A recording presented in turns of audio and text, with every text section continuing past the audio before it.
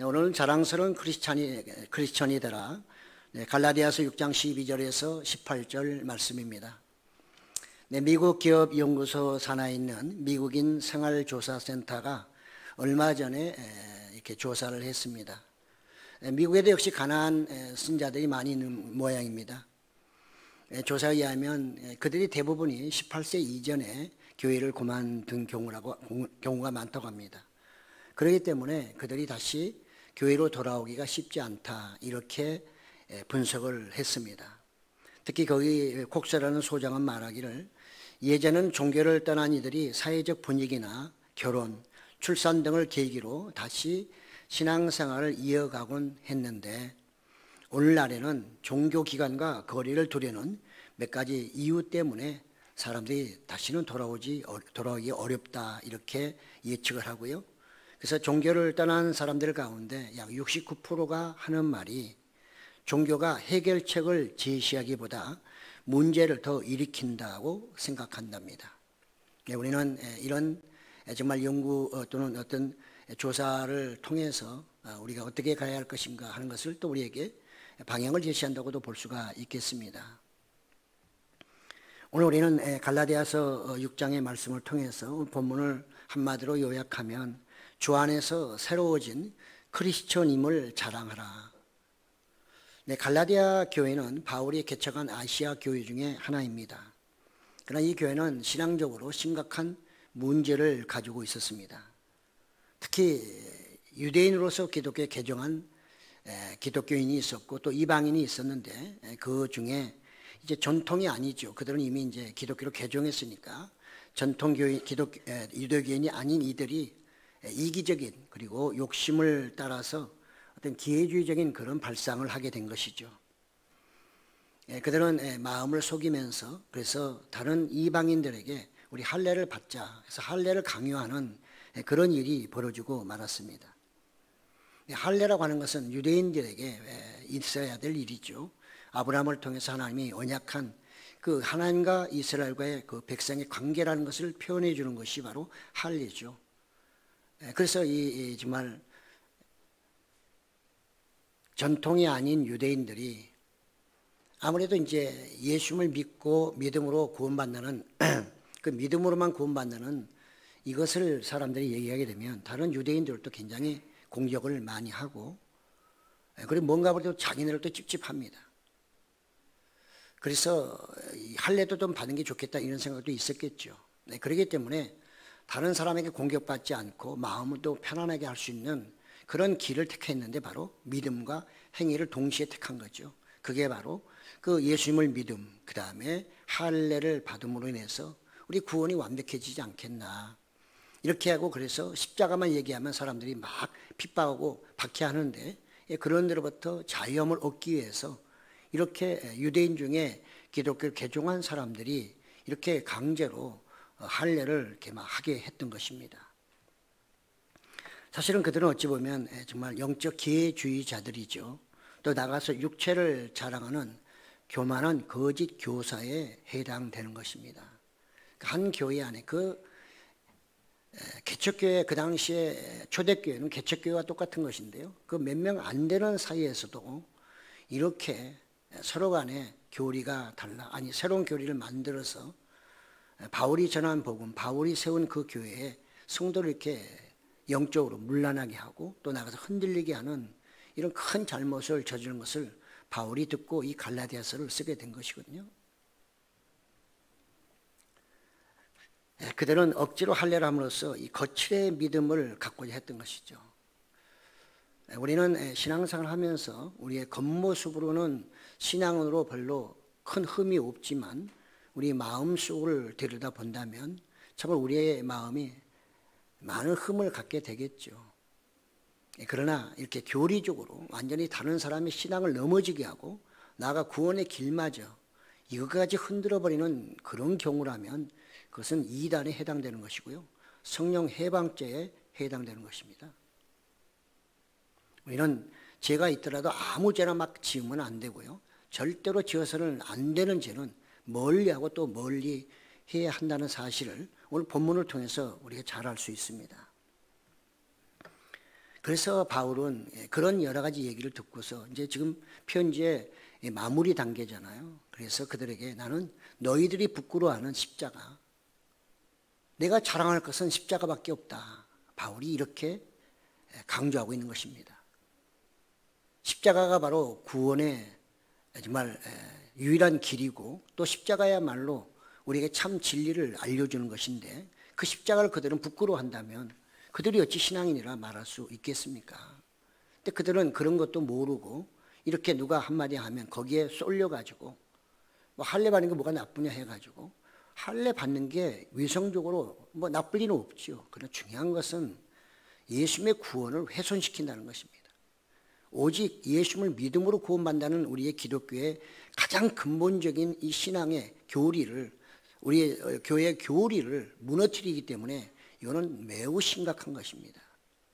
그럼에도 불구하고 이 이방인들은 잘 모르니까 그들의 말에 할례를 받는 이런 잘못된 교회로 이렇게 추락하고 만 것이죠. 새 언약에 있는 사람들은 옛 언약인 할례를 받을 필요가 없습니다. 그런 할례에 의해서 구원받고 안 받고가 아니기 때문에 그런 것이죠. 우리는 새 언약에 있기 때문에 성령으로 인침받는 것입니다. 네, 여러분 각자는 성령님으로 인침받은 분들입니다. 그 때문에 그 성령의 인침을 여러분이 스스로가 확인도 해 보셔야 되고요. 또 성령 인침 가운데 하나님의 성령의 인도하심 속에 나아가는 것이 가장 기본적인 신앙이고 또 교회가 추구하는 길이기도 한 것입니다. 그런데 지금 이 사람들은 이와 같이 그 십자가를 제대로 믿지 못하고 예수님을 불신하면서 할례를 추가해서 믿음을 완성시키려고 했던 것은 그들이 옛 언약과 새 언약을 적당히 혼합시켜서 그것을 이루려고 했던 아주 어리석은 방법이었습니다. 그렇습니다. 불신자에게 십자가는 참으로 연약함과 수치의 상징일 수가 있습니다. 그러나 참 신자에게는 십자가는 율법의 완성입니다. 진리의 본질이고요. 우리의 삶의 동기와 목적을 말해줍니다. 구원을 주시는 하나님의 능력이기도 한 것입니다. 바울은 그래서 율법주의에서 벗어나서 이제는 은혜의 복음인 이 정말 예수 그리스도 믿음으로 그가 사도가 된 것인데 지금 이와 같이 자기가 세운 교회, 그렇게 복음을 처음에 전해서 세웠던 이 교회가 이렇게 무너지는 것이 얼마나 가슴이 아프고 정말 밥맛이 없었겠죠. 세상에 볼 때 십자가는 아무것도 아닙니다. 그 사람들은 얼마든지 발로 차버릴 수도 있고요. 십자가를 불에 태울 수도 있고 마음대로 할 수 있죠.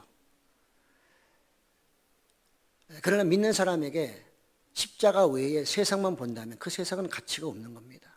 물론 우리가 살아가는데 무가치하다는 그런 의미가 아니고요. 가치는 있지만 그것은 영원한 것도 아니고 우리가 추구해야 될 세상도 아니라는 의미에서 무가치하다 그 말이죠. 그러니까 보는 관점에 따라 다 다른 것이죠. 그래서 바울은 세상 사람들이 나를 십자가에 못 박겠고 또 말씀이 그들을 십자가에 못 박겠다 이렇게 말을 하고 있는 것이죠. 그러나 바울이 말한 것은 가장 중요한 게 뭐냐? 예수님을 믿는데 가장 중요한 그 핵심이 뭐냐? 그건 바로 새로워짐이라는 것입니다. 새롭게 지음받은 것이 가장 중요하다는 것입니다. 할례를 받고 안 받고 뭐 여러 가지 의식을 하고 하는 그게 중요한 게 아니고 진실되게 예수 그리스도로 말미암아 성령의 인침으로 인해서 새로워졌느냐 이것이 가장 중요하다는 것이죠. 근데 그 본질을 벗어나서 할례를 자랑하거나 또 그런 의식을 가지고 마치 그것이 대단한 것처럼 자랑하는 이들을 볼 때 바울이 너무나 안타까워서 하는 말입니다. 우리는 성령을 받아야만 거듭날 수 있는 사람들입니다. 그래서 바울은 할례를 자랑하지 말고 거듭남을 자랑하라 이렇게 그들을 꾸짖고 있는 것을 볼 수 있습니다. 하나님 앞에서 구원은 우리의 행위가 아니라 의로 받는 것이죠. 그러나 그들은 행위와 의를 같이 해가지고 지금 구원을 받으려고 하는 이런 잘못된 교리를 만들어낸 것입니다. 우리는 예수님이 오신 이후로 이제는 할례가 구원의 조건이 아니라 예수님을 믿는 것이 구원의 조건입니다. 누구든지 예수님을 믿음으로 구원받는 것이지 그 외로는 구원받을 수 없다고 예수님도 말씀하시고 사도들도 그 말씀을 전하고 있으나 오늘날에도 많은 사람들은 이제 예수님 없는 곳에도 구원이 있다고 말하는 그런 신학자들도 있습니다. 그러니 그 당시에 이 정말 전통이 아닌 바리새인들이 정말 유대인으로서 기독교 개종한 사람들이나 오늘날 자유주의자나 똑같습니다. 이것은 갈라디아 시대만 있었던 것이 아니라 오늘 이 시대에도 앞으로 오는 시대에도 교회 안에는 그런 두 부류가 반드시 공존하게 돼 있다는 것을 우리는 잊지 말아야 할 것입니다. 그렇습니다. 그래서 바울은 분명하게 얘기합니다. 이런 믿음으로 구원받는다고 하는 그런 교리를 따라가는 사람들과 그 다음에 유대인들에게 하나님의 평강과 긍휼이 있기를 그는 축복합니다. 그 외의 사람에 대해서는 축복하고 싶지 않다는 말이죠. 그는 분명히 복음과 비복음을 나누고 있습니다. 다른 말로 말하면 우리의 신앙은 분명해야 된다는 것이죠. 적당히 혼합적인. 그래서 우리는 가장 무서워하는 게 세속주의입니다. 오늘날 우리는 너무나 세속화돼서 우리 스스로도 이게 맞는지 안 맞는지 혼돈될 때가 많고요. 혼미할 때 많은 것은 틀림이 없는 것 같습니다. 평강과 긍휼이라고 하는 것은 평강은 성령의 열매 중에 하나이기도 합니다. 이것은 미래의 행복, 축복, 구원을 상징하기도 하고요. 자비라고 하는 것은 하나님의 무한하신 사랑, 변함없는 은혜, 그리고 동정입니다. 다른 사람이 여러 가지 어려움을 당했을 때 그것에 대한 동정심이 바로 자비입니다. 그래서 그런 평안과 자비가 그들에게 늘 충만하기를 원한다. 바울은 이렇게 축복하고 있음을 볼 수 있습니다. 바울은 그래서 갈라디아 교회에게 나의 복음 사역을 방해하지 말라. 너희가 어떤 얘기를 한다 할지라도 사도의 어떤 사도직에 대한 의심이나 할례 문제 등등 혼란을 준다 할지라도 십자가의 복음은 무너지지 않는다. 십자가의 복음을 제가 십자가를 무너뜨리는 그런 어리석은 일을 해서도 안 되거니와 순수한 믿음을 혼돈으로 빠지지 않도록 하라. 이렇게 그가 말하고 있습니다. 바울은 처음 서신서 처음에 보면 그가 얼마나 화가 났는지를 우리가 알 수 있습니다. 갈라디아서 1장 8절 9절에 보니까 그러나 우리나 혹은 하늘로부터 온 천사라도 우리가 너희에게 전한 복음 외에 다른 복음을 전하면 저주를 받을지어다. 우리가 전에 말하였거니와 내가 지금 다시 말하노니 만일 누구든지 너희가 받은 것 외에 다른 복음을 전하면 저주를 받을지어다. 이렇게 두 번씩이나 그가 강조하고 있으면 그가 얼마나 지금 갈라디아 교회의 그 교리가 잘못된 것에 대해서 화가 났고 지금 분노하고 있는지를 잘 알 수 있습니다. 그렇지만 그는 끝까지 그런 마음을 품지 않고 이제 마무리 단계에서 그 영혼 구원에 대한 열정을 여전히 그는 가지고 있음을 볼 수가 있습니다. 십자가의 복음은 그 무엇과도 바꿀 수 없다고 그는 말하고 그는 오히려 사도됨을 자랑한다. 갈라디아 교회는 바울의 사도에 대해서 사도성에 대해서 계속해서 의심을 했습니다. 그 유대인들이 일부 유대인들이 개종한 유대인들이 이렇게 바울의 사도직에 대해서 계속해서 시비를 걸고 그가 무슨 사도냐, 그가 예수님을 핍박하던 사람이었는데 어떻게 그가 사도가 될 수 있냐면서 계속 사도에 대한 여러 가지 흠을 잡으려고 애를 쓰고 있습니다. 바울은 그래서 더욱더 나는 예수 그리스도의 사도를 늘 자랑한다. 이렇게 더 강조하는 이유가 거기에도 있습니다. 그런 십자가를 지고 다니는 또 십자가의 복음을 전하는 것에 대해서 대단한 자부심을 가지고 있었던 사람입니다. 그래서 그는 내가 예수님의 흔적을 가졌다. 이렇게 말하고 있습니다. 예수님의 흔적, 그는 예수님의 소유라는 것입니다. 나는 이제 누구 다른 사람의 것이 아니고 나는 온전히 예수님의 소유된 그의 종이라는 것입니다. 십자가의 종이고 복음의 종이라는 것입니다. 그 때문에 나는 복음만 전하는 이런 사람이라는 것을 분명하게 그들에게 밝히고 있습니다. 이제 율법의 종에서 나는 새롭게 되어서 복음의 종으로 바뀌었다고 그는 말하고 있고 이것이 바로 성령으로 거듭난 표라는 것입니다. 흔적이라는 것입니다. 오직 예수님의 복음만 사랑하고 생명으로 여기는 복음 전도자. 그는 채찍도 맞고요. 많은 핍박과 고난도 당하고 정말 이루 말할 수 없는 많은 일들을 당했습니다. 웬만한 사람 같으면 복음 아마 아이고 나 이제 그만할랜다. 성교고 뭐고 다 때려쳐버리겠다. 뭐 이런 얘기도 할 수 있었을 것입니다. 근데 그는 끝까지 누가 뭐라 해도 돌을 던지든 자기를 집어 던져서 죽이든 관계없이 그런 여전히 나는 복음의 일꾼, 나는 사도됨을 자랑하고 십자가를 자랑하노라. 이렇게 그가 말하고 있습니다. 그래서 그는 말하잖아요. 나를 닮으라. 나를 본받으라. 나는 날마다 너희의 영혼 구원하기 위해서 죽는다. 그런 대단히 자랑스러운 크리스천이었습니다. 오늘날도 우리는 이런 믿음을 우리가 가지려고 애를 써야 되지 않을까요? 그래서 앞에서는 저주했던 이 바울이지만 오늘 마무리에서는 그래서 아델포스 형제들아 이렇게 말합니다. 여전히 바울은 그들을 다 품어야 됩니다. 그들이 어떤 사람이든 간에 다 사랑으로 품어야 되고 예수 그리스도의 사랑으로 품어야 되고 복음으로 안아줘야 되고 십자가의 사랑으로 그들을 치료해 줘야 하는 것이죠. 그래서 형제들아, 그는 그렇게 부르짖습니다. 제발 예수님의 종된 것을 자랑하고 십자가를 자랑하라. 구원은 오로지 이 길밖에 없다는 것을 그들에게 다시 한번 강조하고 있음을 볼 수 있습니다. 오늘날 우리도 자랑스러운 크리스천이 되려고 노력을 해야 됩니다. 그래야만 많은 한국에 있는 가나안 성도들, 우리에게는 그들에게 다시 또 빛을 비춰주게 될 것입니다. 저는 오늘 본문을 통해서 몇 가지 우리가 다시 한번 생각해 보고자 합니다. 첫째, 거듭난 크리스천은 흔적을 가지고 있습니다. 또 가져야 합니다. 크리스천은 성령님의 인침을 통해 거듭난 사람입니다. 거듭난 것은 내적으로만 끝나는 것이 아니라 그 거듭남은 반드시 외적으로 뭔가 드러나게 돼 있습니다. 그 외적인 변화를 통해서 그가 거듭났다는 것을 입증하는 것입니다. 크리스천이 된 이후에 여러 가지 핍박과 고난이 닥쳐옵니다.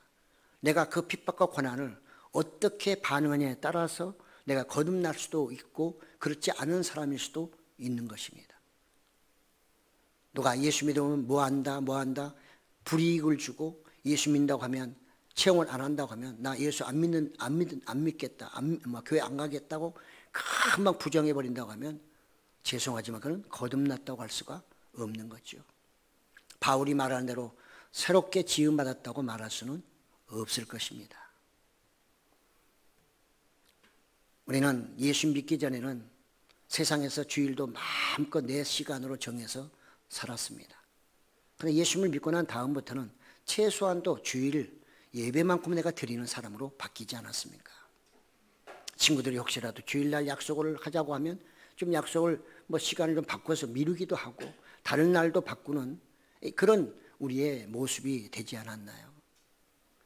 우리 기독인은 세상 사람과 생활 양식에 있어서 구별이 돼야 되는 것입니다. 세상 사람과 똑같이 살아간다면 일주일에서 6일까지 열심히 너희를 위해 살고 주일날은 안식일, 구약으로 말하면 안식일, 신약으로 말하면 주의 날이므로 주님 앞에서 예배드리는 것은 이것은 마땅한 것이고 그것은 거듭난 사람으로서 당연히 지켜야 되는 것인데 그것도 지키지 않고 그냥 구별 없이 내가 좋을 대로 주일이고 관계없이 다닌다면 과연 그리스도의 흔적을 갖고 있겠나? 그리고 하나님 앞에 섰을 때 예수님이 너는 나의 어떤 흔적을 갖고 있냐고 물어보신다면 뭐라고 대답할까요? 예수님도 혹시나 네가 세상에서 나를 몰랐다고 하니 나도 너를 모르겠노라 이렇게 혹시 말씀하지는 않을까요? 바울은 율법주의에서 은혜로 그가 완전히 은혜의 사도로 바뀐 다음에 엄청난 핍박 고난, 보통 사람이 겪을 수 없는 엄청난 것을 겪었지만 그런 어떤 상황 속에서도 복음을 버리지 않고 감옥에서 마지막 순교할 때까지도 그는 예수님을 버리지 않았습니다. 부인하지도 않았습니다. 그 모든 것이 십자가를 따랐던 바울의 흔적이었습니다. 그는 끝까지 예수님을 부인하지 않고 복음을 생명으로 또 전했습니다. 예수님도요. 그분이 이 땅에 오셔서 공생을 하시면서 병자도 고치고 선한 일도 많이 하시고 배고픈 사람 먹여도 주시고 치료도 많은 선한 일을 하셨지만 그분이 십자가를 지지 않으셨다면 하나님의 자녀로서 하나님이 보내신 정말 선지자로서 과연 흔적을 가질 수 있겠는가? 다른 거 다 했어도 그 예수님이 십자가를 지지 않게 되면 예수님도 십자가 흔적은 없겠죠.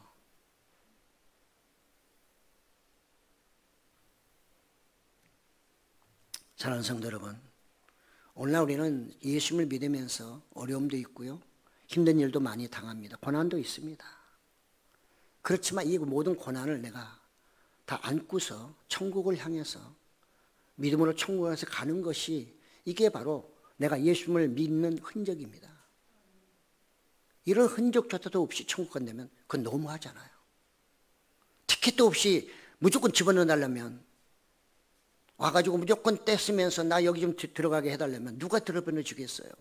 땡깡 논다고 들여보내주겠어요? 내가 누구를 안다고 해서 들여보내주겠어요? 거기는 티켓이 없으면 못 들어가는 곳이잖아요. 흔적이 없으면 못 들어가는 곳 아닐까요? 성령의 인침에 대한 흔적, 그것은 내 신앙에서 녹아진 여러 가지 예수님을 따라가는 삶 속에서 내가 가지고 있는 여러 가지 고통, 고난, 그 모든 것이 다 흔적입니다. 바울은 그 흔적을 가졌다고 자랑스러워하고 있어요. 오늘날 우리 신앙인들도 그런 흔적을 자랑할 수 있는 그런 신앙인이 될 때에 교회는 점점 새로워질 것이고요, 더욱더 많은 사람들이 다시 교회로 돌아오게 될 것입니다. 우리는 이제 예수님을 믿는 이후부터는 나는 예수님의 소유입니다. 내 마음대로 막 할 수 있는 사람이 아닙니다. 그리스도 안에서는 자유인이지만 세상에 나가서는 자유인이 될 수가 없다는 것입니다. 바울은 그것을 너무나 잘 알고 있었던 거죠. 그래서 그는 끝까지 내가 예수의 흔적을, 예수님의 흔적을 가졌다, 이렇게 말하며 그것을 자랑스럽게 여기는 그의 모습, 고통의 발자취, 그러나 하나님께서 인정하시고 기뻐하시는 그 길이 바로 아름다운 흔적이라는 사실을 우리는 잊어서는 안 될 것입니다. 두 번째로, 저주하지 말고 축복하는 크리스천이 되어야 합니다. 갈라디아 교회는 참으로 바울의 마음을 너무나 많이 아프게 했어요. 그는 앞에서도 말씀드렸지만 화도 내고 저주도 했으나 결국 다시 그는 그들의 영혼을 사랑하는 마음으로 돌아옵니다. 그는 하나님의 명령이었기 때문에. 예수님도 때로는 분노를 많이 하셨어요. 서기관 바리새인들에게 엄청나게 저주도 하셨으나 그 저주는 여전히 그들의 관심이 있다는 것입니다. 그걸 통해서 돌아오기를 바라는 예수님의 안타까운 마음이 그 안에는 녹아있다는 것을 우리는 기억을 해야 하는 것이죠.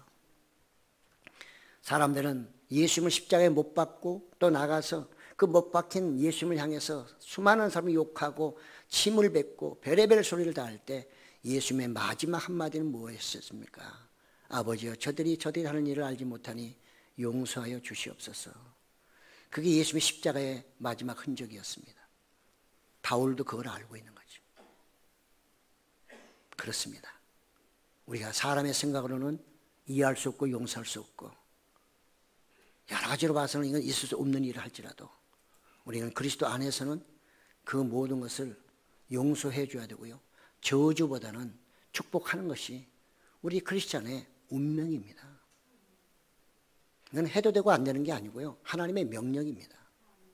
그러면 우리는 이것이 나의 운명이다, 축복하는 것이 나의 운명이다 생각하시고, 여러분 좀 마음에 안 들어도 자꾸 안 좋은 소리 하지 마시고요, 저주하지 마시고 욕하지 말고 그냥 이해하고 기도하세요. 그것이 하나님이 원하시는 방향이고 믿는 사람이 가지고 있는 예수님의 흔적이기도 한 것입니다. 예수님의 흔적을 가져야 저주 대신에 축복할 수 있는 거죠. 그래서 바울도 마지막에는 아델포스, 형제들아, 나의 형제들아, 사랑하는 나의 형제들아, 이제 빨리 정신 차리고 돌아와라, 그 얘기거든요. 우리는 예수 그리스도를 통해서 온유하고 겸손한 크리스찬이 되어야 됩니다. 내가 심판하려고 하지 말고 모든 것은 하나님께 맡겨야 됩니다. 심판은 하나님과 예수님밖에 없습니다. 이 땅에 누구도 심판자가 될 수 없습니다. 우리가 생각할 때는 그 사람이 엄청난 죄를 짓고 나쁜 짓거리를 하고 있다 할지라도 우리 스스로가 심판자는 될 수 없어요. 로마서 12장 14절 이렇게 말합니다. 너희를 박해하는 자를 축복하라. 축복하고 저주하지 말라. 바울이 로마 교회에도 똑같이 말하고 있습니다. 그렇습니다. 축복의 입술이 될지언정 저주하는 입술이 안 되시기를 예수님의 이름으로 축복합니다. 마지막으로 자랑스러운 크리스천이 되도록 애써야 합니다. 우리는 하나님 예수님을 자랑하라 성경에 계속 나와 있습니다. 그러나 또 한편 생각해 보면 하나님을 자랑하고 사랑하고 예수님을 사랑하고 자랑한다면 나도 자랑스러운 크리스천이 되어야 되지 않을까요? 하나님은 자랑하고 예수님은 사랑하는데 내 자신은 자랑스럽지 않은 그런 크리스천이라면 이건 앞뒤가 안 맞는 것입니다. 그것은 포도나무 비유에서 가지가 붙어있지 않는 거예요. 떨어져 버리는 겁니다. 멀찌감치 보면서 포도나무 멋있다 아름답다 하는데 자기는 포도나무고 가지라고 말을 하는데 떨어져 있으니 날마다 쭈글쭈글하고 열매를 맺기는커녕 시간이 가면 갈수록 어떻게 말라버리고 그래서 불쏘시개밖에 될 수가 없는 거지요. 그렇습니다. 하나님도 열심히 자랑해야 되고 예수님도 복음도 성령님도 자랑해야 되지만 그 가운데 나의 정체성으로서 나는 크리스찬으로서 자랑할 수 있어야 된다는 것입니다. 그래야 복음을 전하죠. 내가 크리스찬인 것을 자랑하지 못하는데 내 스스로가 자랑스럽게 생각하지 못하는데 어떻게 복음을 전합니까? 그러면 이중 성격자죠. 마음속에는 저주하며 겉으로만 입으로만 축복하는 것과 뭐가 다른 겁니까? 똑같은 것이죠. 그렇습니다. 우리는 바울이 그 어려운 상황 속에서도 내가 자부심을 갖고 내가 크리스찬임을 사도임을 내가 자랑한다. 이렇게 그는 말하고 있는 것은 이건 엄청난 사건입니다. 우리는 누구한테 예수 믿기 때문에 좀 손해보고 한 대 맞으면 금방 화내고 내가 안 믿으면 되지 이렇게 덤벼들지 않나요? 그는 인침받은 사람이 해야 될 일이 절대 아닙니다. 그는 자랑스러운 크리스찬도 되지 못하는 것입니다. 던질 때 맞고 때릴 때 맞아주면서 웃어주는 그 사람이 진실된 크리스찬이고 이 시대에 필요한 크리스찬이라는 사실입니다. 우리는 너무나도 예수님의 은혜에 대해서 너무나 잊어버리기를 많이 했습니다. 주신 은혜를 너무나도 우리는 망각하고 예수님 없이도 살 수 있고 그분이 아니어도 나는 천국 갈 수 있다고 하는 그런 크리스찬들이 너무 많아지고 있지는 않을까요? 흔적 없이도 하늘에 갈 수 있다고 생각한다면 바울은 분명히 우리에게 경고하고 있습니다.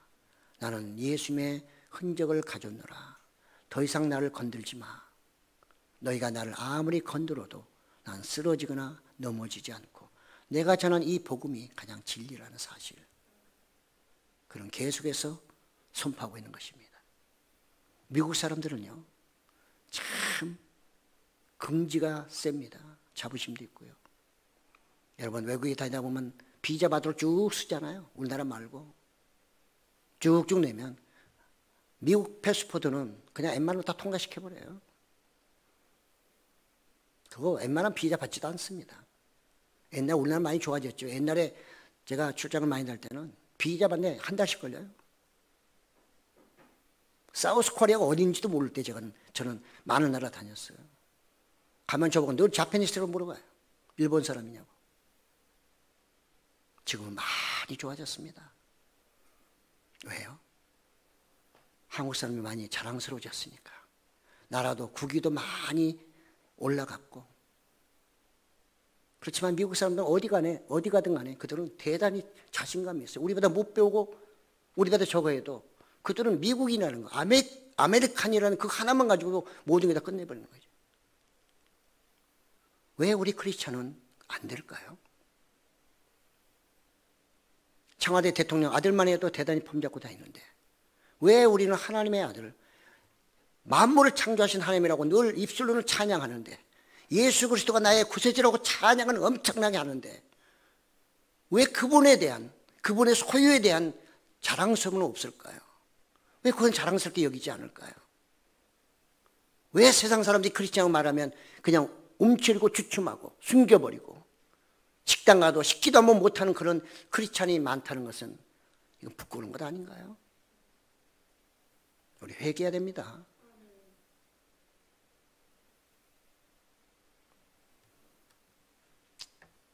저는 얼마 전에 이 설교를 또 준비해놓고 있는데 마침 미션 크리스찬에 보니까 오늘날에 미국에 아주 훌륭한 신앙인이 한 사람 왔어요.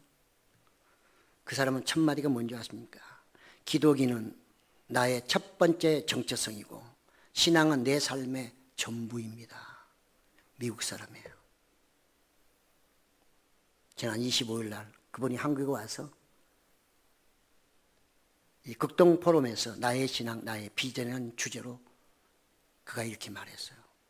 그 사람이 바로 그 유명한 마이크 펜스 전 미국 부통령입니다. 저는 이 기사를 읽는 중에 제가 감동을 많이 받았어요. 그러니까 미국이에요. 여전히 미국은 죽지 않았다. 우리가 미국 사람은 믿음이 없다고 해도 그런 리더, 그것도 전 부통령인데 그가 한국에 와서 하는 말이 나는 크리스찬 최고로 신앙이 나의 인생의 전부라고 말할 수 있는 그런 우리나라 위대한 훌륭한 신앙인이자 지도자가 누가 있을까요? 정치인 중에 그런 사람 있나요? 없어요.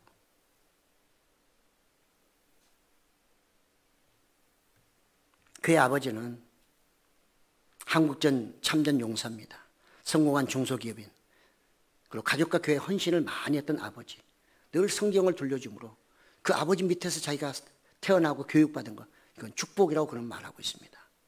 그는 그 비전 강연에서도 말합니다. 자기의 정체성, 나의 정체성, 첫 번째가 제일 1번이 기독교인, 두 번째가 보수주의자, 세 번째가